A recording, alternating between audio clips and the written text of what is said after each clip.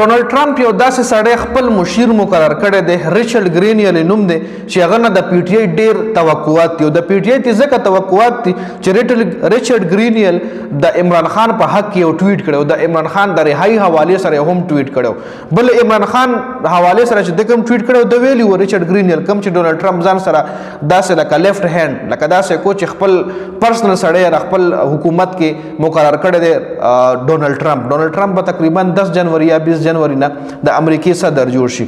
ریچارډ ګرینیل په 26 نومبر باندې د عمران خان حواله سره ټویټ کړو. ریچارډ ګرینیل دا هم ویلو چې په پاکستان کې ډونالد ټرمپ غونته یو سیاسي سړی شته چې هغه پاکستان په جیل کې گیر کړی دی. عمران خان یادولو چې ډونالد ټرمپ او عمران خان کې یو رنګ کوالټیز دي. ډونالد ټرمپ هم یو ډیر ښه لیډر دی او عمران خان هم یو ډیر ښه لیډر دی.